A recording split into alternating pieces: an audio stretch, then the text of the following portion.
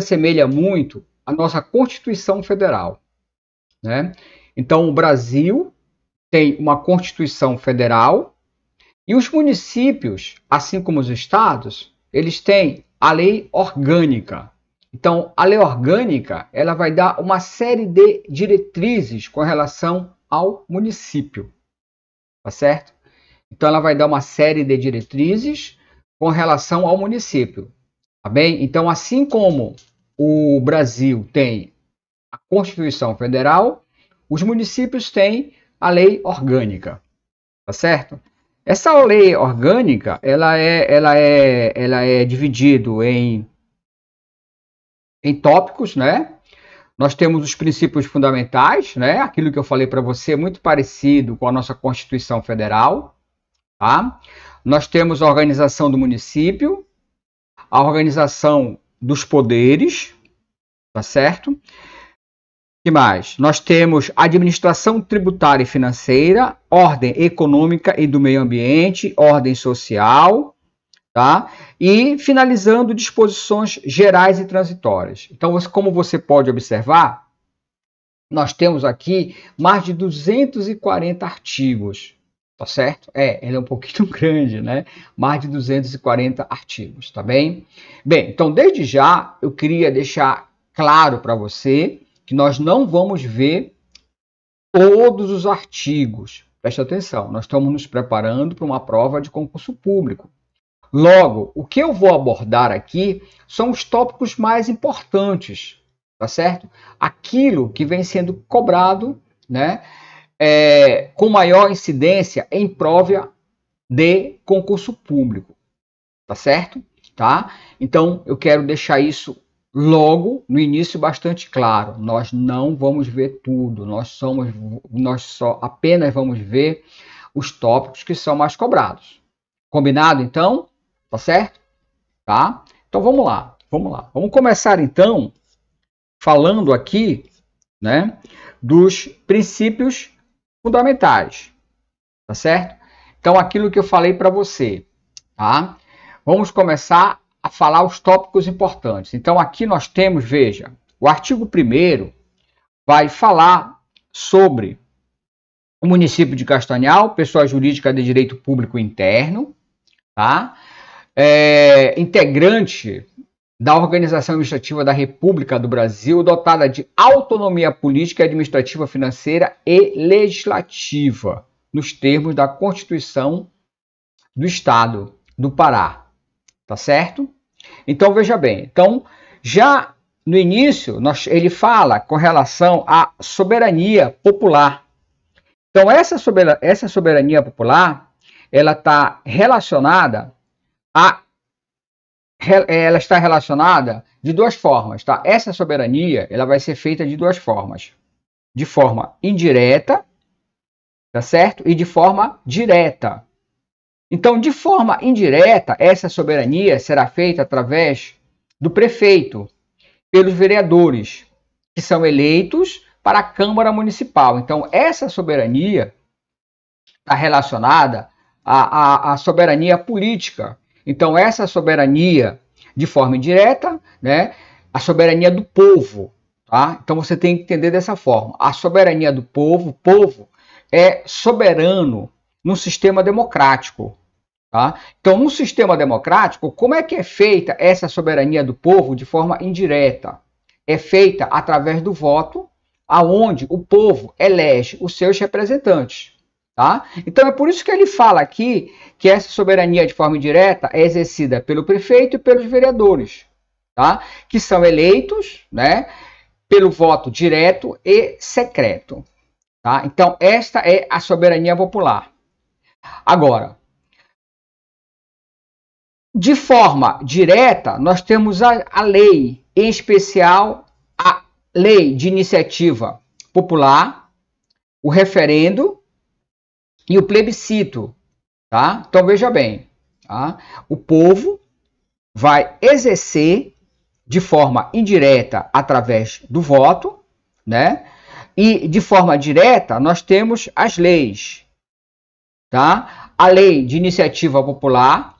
Então, quando a gente fala de lei de iniciativa popular, Então, veja bem, o povo pode, através de iniciativas populares, fazer leis. Então, vou colocar aqui um exemplo que todo mundo conhece, a lei da ficha limpa.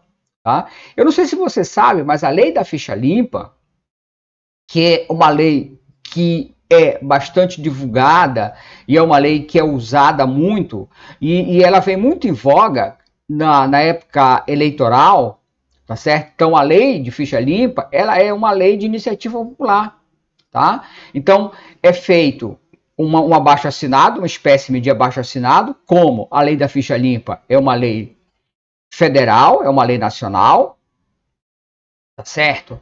Então, foi feito uma espécie, só para que você entenda, falando assim um linguajar, um português bastante claro para que você possa entender, tá? Então, é feito uma espécie de abaixo-assinado, né? As pessoas assinam, e através dessa assinatura pode ser feito o pedido de uma lei. Então é isso que ele fala aqui, através, né, diretamente nos termos da lei, em especial mediante iniciativa popular. Ou através de referendo e plebiscito. Tá certo? Então, o que é o referendo e o plebiscito? O referendo e o plebiscito, tá, eles são uma espécie de consulta popular. Certo? Uma espécie de consulta popular. Tá? Então, toda vez que há necessidade, por exemplo, de se dividir, né, um estado, né, aconteceu aqui no nosso estado do Pará, não é isso?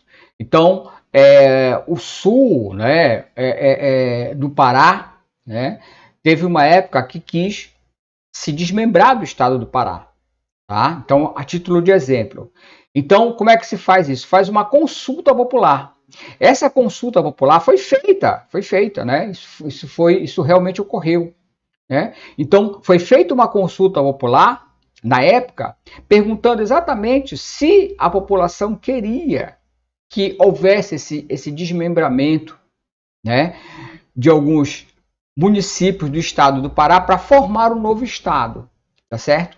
Então foi feita uma consulta popular e nessa consulta popular não foi aceito, tá? Então é daí que aparece o referendo e o plebiscito. Então vamos lá, gente. Então vamos lá. E aí eu quero que vocês anotem isso, tá? Então diz assim, artigo 1º, parágrafo único. Todo poder emana do povo, que exerce por meio de representantes eleitos ou diretamente nos termos da Constituição da República, na Constituição do Estado e desta lei orgânica, a soberania popular, de forma indireta, né? Essa soberania de forma indireta, ela é exercida através dos representantes eleitos pelo povo ou de forma direta, tá? Nos termos da lei, em especial por iniciativa popular, né? Que pode ser feito leis através de iniciativa popular ou referendo ou plebiscito. Tá certo? E ainda tem mais. O inciso 3º. Ao município incumbe na sua órbita de atuação concretizar os objetivos expressos na Constituição da República Federativa do Brasil. Tá? Esse é o objetivo. Tá? Devendo pautar sua ação pelo respeito aos princípios dela e da Constituição do Estado do Pará, em especial os da democracia da República, implicando necessariamente a eleição de representantes para o Legislativo e Executivo, e em responsabilidade a transparência da ação, garantindo o amplo acesso dos meios de comunicação aos atos de informação, bem como a participação, fiscalização, controle popular. Então, veja só. Então, o que ele está falando aqui? Nesse inciso 3º, né, ele está falando com relação aos objetivos do município. Esses objetivos, eles têm que estar, são os mesmos objetivos que estão expressos na nossa Constituição Federal. Tá certo? Elegendo seus representantes para o Poder Legislativo e Executivo, não é isso? E aí tem uma coisa importante aqui, veja, garantindo amplo acesso dos meios de comunicação e aos atos de informações, bem como a participação, fiscalização e controle popular. Então aqui ele está falando do acesso que a população deve ter com relação aos atos administrativos, tanto do Poder Legislativo quanto do Poder Executivo. Tá? Então, nós estudamos no direito administrativo, né, alguns princípios básicos da administração pública. Dentre esses princípios básicos, nós temos a publicidade dos atos administrativos. Tá? Então, todo ato administrativo ele tem que ser publicado. Então, é por isso que ele está falando aqui, olha, atos e informações, bem como a participação, fiscalização e controle popular. Então, como é que é feito esse controle popular? Tá? Através da fiscalização do povo. Tá? Então, você percebe que hoje, nos sites das prefeituras, de uma forma geral, existe um link transparência, onde a prefeitura tem a obrigação de colocar nesse link transparência todos os seus atos administrativos, tudo aquilo que é gasto, de que forma que é gasto, tá certo? Lembra que a administração pública, ela vai trabalhar com dinheiro que é nosso, dinheiro é público, não é isso? Então eles têm que dar publicidade, e o povo, por sua vez, tem que fiscalizar, tá? Então é só para você entender o que está escrito aqui, tem que participar, fiscalizar e controlar de que forma esses poderes gastam o nosso dinheiro, é isso que ele está falando aqui, tá? Vamos lá. Inciso 4º. São assegurados na sua ação normativa, no âmbito da jurisdição do município, a observância, o exercício do princípio da liberdade, legalidade, igualdade e justa contribuição dos benefícios em encargos públicos. Então aqui, veja, ele fala de alguns princípios que devem ser observados, tá? No âmbito da jurisdição do município, princípio da liberdade, princípio da legalidade e da igualdade. Princípio da legalidade, tá? É aquele em que a administração pública ela só pode fazer aquilo que a lei permite, aquilo que a lei autoriza. Tá? Princípio da legalidade. E este princípio que ele fala aqui, que é o princípio da igualdade, é o princípio da isonomia. Todos são iguais perante, tá, a organização pública, perante o poder público. Então, todos são iguais, não deve haver distinção. E essa liberdade, eu penso que é um princípio que é muito tranquilo, é muito fácil de entender. Tá certo? Então, as pessoas têm a liberdade de fazer o que quiser, vírgula, dentro da lei. Tá? As pessoas têm a liberdade de fazer o que quiser, tá?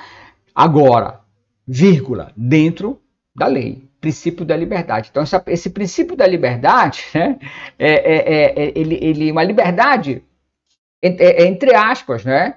Então, é uma liberdade que tem, na verdade, um limite. E que limite é esse? É a lei. Tá bom? É a lei. Então, é isso que ele fala aqui, tá bom? Então, no âmbito são assegurados, né, a observância desses princípios. Liberdade, legalidade e igualdade. Tá certo? Vamos lá. Inciso 5º. Os direitos e as garantias expressos nessa lei orgânica não excluem outros decorrentes do regime e dos princípios dotados pela Constituição Federal e por ela própria. Tá certo? Então, esses direitos e garantias, tá certo? Eles têm que ser observados juntos com os direitos e garantias da nossa Constituição Federal e da nossa Constituição Estadual. É isso que ele está falando aí, certo? Que eles não estão, os direitos e as garantias não estão limitados apenas a esta lei, tá? É isso que ele está falando aí. Que além desses limites que estão expostos nessa lei, tem que ser observado também os limites, tá? Que se encontram na nossa Constituição Federal e na nossa Constituição Estadual, tá bem? Então, é isso que ele está falando aí. Então, veja bem. Então, nesse artigo 1º,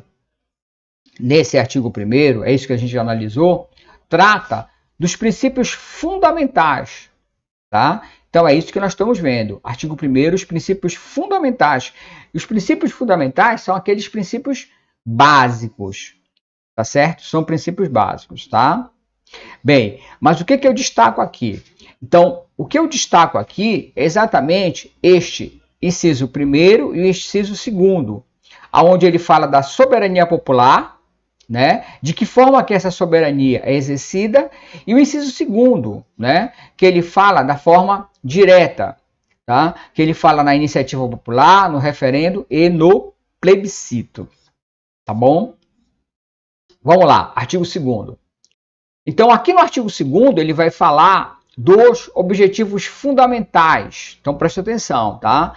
Quais os objetivos fundamentais da lei orgânica do município de Castanhal? Então, nós temos aqui: construir uma sociedade livre, justa e solidária, garantir o desenvolvimento nacional, erradicar a pobreza e a marginalização, reduzir a desigualdade social, promover o bem de todos, sem preconceito de origem, raça, sexo, cor, idade, religião ou quaisquer outras formas de discriminação, dar prioridade absoluta aos assuntos de interesse do cidadão e buscar a integração com os demais municípios.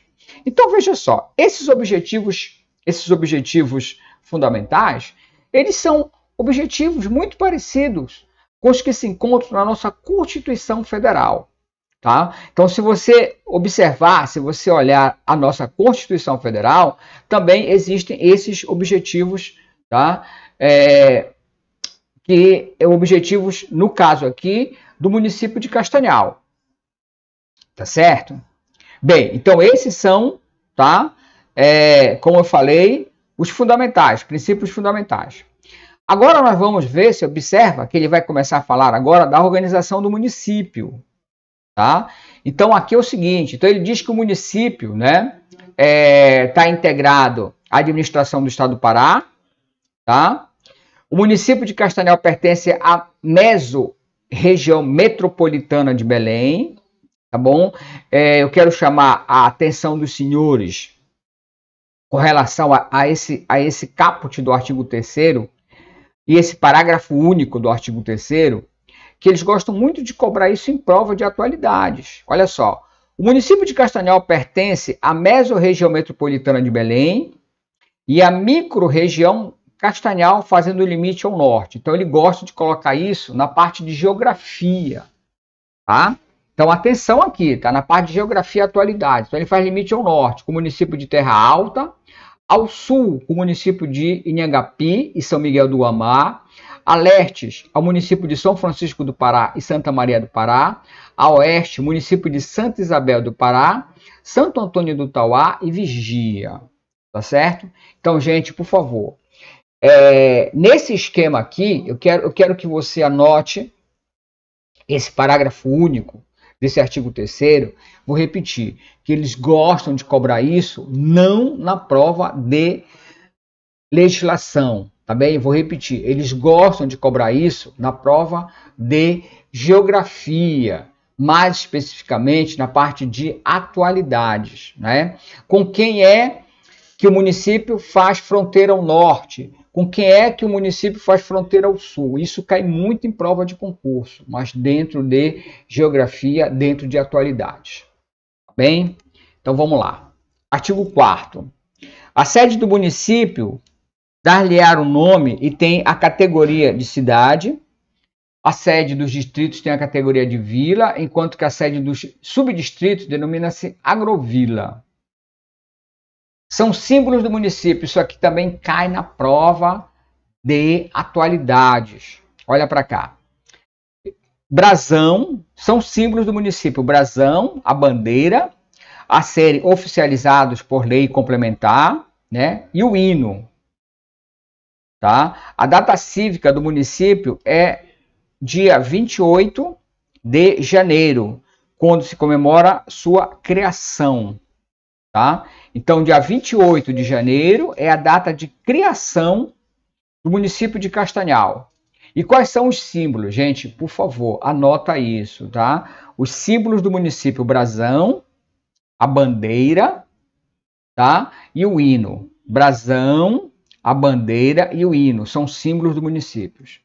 Eu já vi prova de concurso público,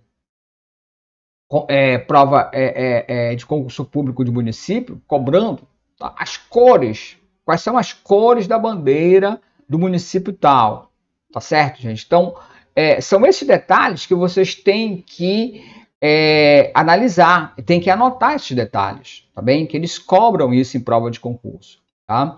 Quais são, como é que ele coloca aqui, né? Quais são os símbolos do município, tá? Você tem que saber que os símbolos do município é o brasão, né? A bandeira e o hino, né? Brasão, a bandeira e o hino.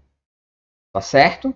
E quando é que é o aniversário? Quando é que se comemora o aniversário de Castanhal? 28 de janeiro. Tá certo? 28 de janeiro. Ok? Muito bem. Vamos agora ao capítulo 2, falar da competência do município. Porque veja bem, lá na Constituição Federal, nós temos isso bem dividido, tá? A competência é aquilo que compete à União, aquilo que compete ao Estado e aquilo que compete aos municípios. Tá? Então, essas competências, elas estão definidas aonde? Na nossa Constituição Federal. Tá? E agora, esta lei municipal, a lei orgânica do município de Castanhal, ela vai elencar exatamente essas competências do município de Castanhal. Vamos a ela.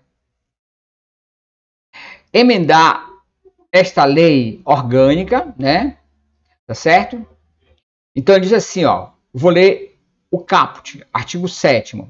Compete ao município promover a tudo quanto diga respeito a seu peculiar interesse e ao bem-estar da sua população, cabendo-lhe privativamente as seguintes atribuições. Emendar esta lei orgânica, né? Então, ou seja, sempre que houver necessidade, alterar alguns artigos da lei orgânica. Lembra aquilo que eu falei para você? A lei orgânica, na verdade, é a Constituição do município. Né? Então, o próprio município, lógico, tem a competência de fazer emendas à sua lei orgânica.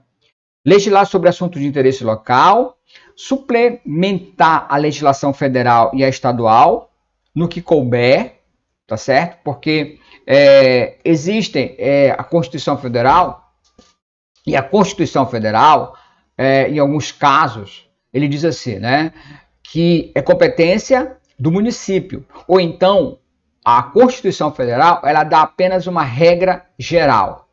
E aí, cabe ao Estado, ou às vezes ao município, né, legislar sobre aquele assunto. Por quê? Porque essa autorização, ela é dada... Vamos lá. Instituir e arrecadar os tributos da sua competência, né? Esses tributos que são competências do município, elas também estão elencadas na Constituição Federal. Criar, organizar e suprimir distritos e subdistritos.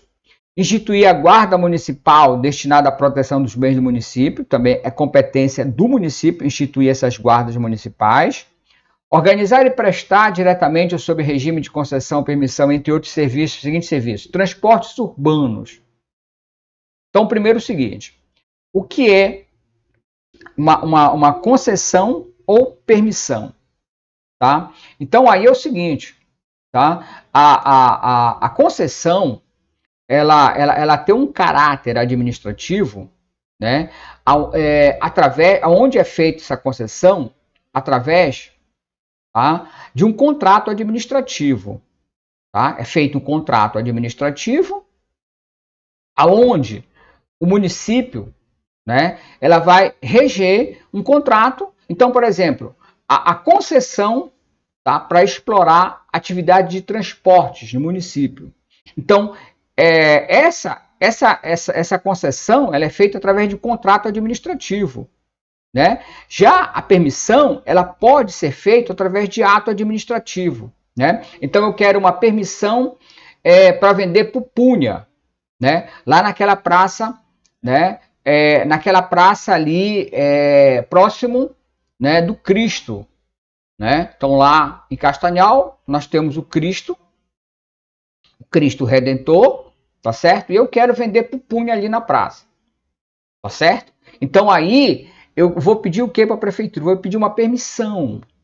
Então, a permissão, você percebe que ela é feita através de ato administrativo. Então, é menos rigoroso. Tá?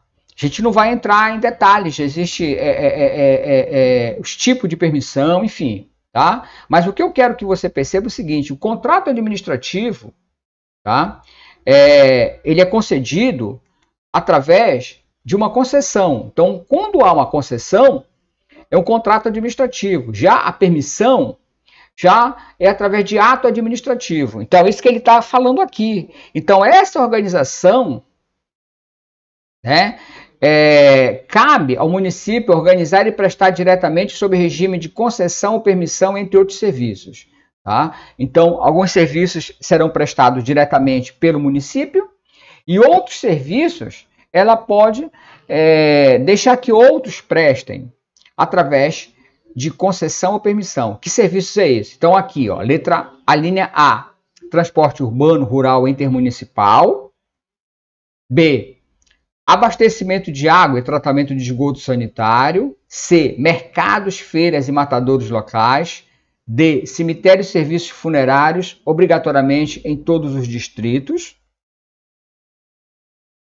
Iluminação pública, limpeza pública, coleta e destinação final de resíduos sólidos, que entre os serviços poderá ser objeto de consórcio com outros municípios. E aqui você percebe o seguinte, né? Quando ele fala em limpeza pública, e aqui aparece um outro conceito visto em direito administrativo, né? O consórcio público. Esse consórcio público é quando vários municípios podem fazer uma espécie de sociedade, para que você entenda. Né? Então, vários municípios fazem uma espécie de sociedade, eles se unem, né, para prestar um determinado serviço à população. Então, o que ele está falando aqui? Ele está falando aqui que essa limpeza pública, tá? Esse serviço ele pode ser prestado através de consórcio público. Né? Então, ou seja, vários outros municípios vão fazer um consórcio para a prestação desse serviço público. Tá? E aí, o que acontece? Né? Faz uma espécie de sociedade, tá? E aí eles vão prestar juntos aquele serviço. Isso é um consórcio público. Tá? É lógico, o consórcio público existe uma série de itens, uma série de detalhes, né, que eu não vou adentrar aqui, que esse não é o foco. Né? Eu só quero que você entenda, por hora, né, que os serviços públicos, e aí eu vou voltar aqui, é isso que tem de importante aqui, então presta atenção, resumo da ópera, né, desse inciso 7º, né, o que eu preciso que você entenda? Que os serviços públicos, eles podem ser prestados diretamente pelo município ou eles podem terceirizar esse serviço. De que forma? Através de concessão, permissão ou consórcio. Pronto. É isso que eu preciso que tu entendas. Tá certo? E que serviços são esses? O transporte urbano, abastecimento de água, mercado, feiras e matadouros, cemitérios, iluminação pública e limpeza pública. Então, esses serviços, eles serão prestados diretamente ou terceirizados, tá bom? É isso que eu preciso que você entenda aqui. Tá legal? Vamos em frente, vida que segue, vamos lá. 8º, manter com cooperação técnica e financeira da União dos Estados programa de educação, pré-escola e de ensino fundamental, tá certo? Aqui é o seguinte, assim como a saúde é competência, assim como a saúde, que eu mencionei ainda há pouco, a título de exemplo, é competência do Estado, da União e dos municípios, a educação também é competência dos três. Tá? E o que ele está falando aqui? Que essa prestação, né, de serviço, tá? Essa obrigação, na verdade, é uma obrigação, né? Educação, saúde, segurança, é obrigação do Estado. É o Estado que tem que prestar. Tá? Então, o que ele está falando aqui? Ele está falando aqui que essa prestação de serviço, que é obrigatória dos três entes, será prestada através do suporte, né? Através da cooperação técnica e financeira. Né? Então, você sabe que a União ela reserva, né, todos os anos uma certa quantia para enviar aos municípios, tá? Para uma cooperação financeira. Então, a União, todo ano, vai enviar aos municípios uma certa cooperação financeira. É isso que ele está falando aqui, tanto a União quanto o Estado. Tá bom? É isso que ele está falando aqui. Vamos em frente. 9. Prestar com cooperação técnica e financeira serviço de atendimento à saúde da população. Então, aquilo que eu acabei de falar, né? Tanto a segurança quanto a educação e a saúde é competência do Estado, né? Então, ele está falando, ainda há pouco ele falou da cooperação com relação à educação, agora que ele está falando com relação à saúde. 10. Promover a proteção patrimonial, histórico, cultural, artístico, turístico e paisagístico do local, observando a legislação e a ação federal e estadual. Tá certo? Então, aqui, ele está falando dessa proteção, tá? Tanto patrimonial, histórico, paisagístico, né? Então, aqui eu penso que vai entrar a proteção ambiental, tá certo? Então, é competência do município. Promover a cultura e a recreação, fomentar a produção agropecuária e demais atividades econômicas, inclusive a turísticas e artesanal, tá? Então, é competência do município, né? Fazer esse tipo de fomento, tá? A produção, olha aqui, preservar a floresta, a fauna e a flora, tá certo? Então você percebe o seguinte, tá? Que não é apenas competência da União, do Estado, mas também do município, essa proteção com relação à fauna e à flora, que estão inerentes a estes municípios, que estão ali dentro desse município, tá bom? Então, é interessante aí, porque quando a gente fala de proteção à fauna e à flora, muitas pessoas entendem que é competência apenas da União, ou apenas do Estado, ou somente do Estado e da União. Não, é competência também do município. O município tem, tá, que proteger a fauna e a flora que são inerentes ao seu território, certo? Realizar serviços de assistência social direta ou por instituições privadas, tá? Então, essa assistência social direta, tá? Então, você vê aqui que ele fala de assistência social diretamente por meio de instituições privadas. Deixa a gente ler isso. Conforme os critérios e condições fixadas em leis municipais. Então, veja bem. Assistência social. Então, olha só. Então, nós temos a previdência social, tá? Nós temos a saúde e nós temos a assistência social, tá? Então, a saúde é direito de todos e obrigação do Estado. Foi aquilo que eu comentei ainda há pouco. A previdência só pode usufruir aqueles que contribuem, tá certo? Agora, assistência social, que ele fala aqui, né? Realizar serviço de assistência social. Assistência social não precisa contribuir para ter direito. E a competência também dos municípios. Então, os municípios eles têm que prestar assistência social, tá certo? Então, exemplo, professor, dá um exemplo aí de uma assistência social. Então, um exemplo, né, que todos conhecem, para que fique claro isso, né, a Bolsa Família, né, que esse ano vai voltar a se chamar de Bolsa Família. Então, esse é um exemplo de assistência social.